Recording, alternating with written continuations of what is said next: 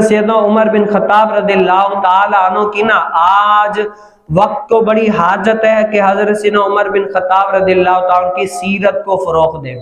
حضرت سیدنا عمر بن خطاب کی سیرت کو فروغ دیں. نوجوان نسل کو حضرت سیدنا عمر بن خطاب کے بارے میں بتائیں کہ حضرت سیدنا عمر بن خطاب ایسے تھے، حضرت سیدنا عمر بن خطاب ایسے تھے.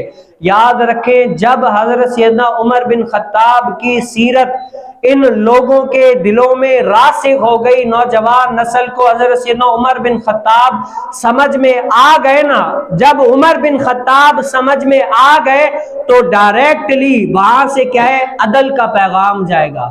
اور آج دنیا کے اندر جو یہ پورا معاملہ درم برم ہے نا، اس کی مین وجہ جو ہے نا وہ یہ کیا ہے کہ دنیا کے اندر لوگ عادل نہیں ہیں. اگر دنیا کے اندر بندے عادل ہو جائیں گے نا تو معیشت ہماری سب سے پرفیکٹ ہو جائے گی. آج دنیا کے اندر معیشت تباہ ہے. کیوں؟ کیونکہ ہمارے چھوٹے سے لے کر بڑا، بڑے سے لے کر چھوٹا، الغرض ہر بندہ جہاں پر جس کی چلتی ہے نا وہ دوسرے کو کاٹنے کے لیے فل تیار بیٹھا ہوتا ہے. کیوں؟ وہاں پر عدل و انصاف نہیں ہے.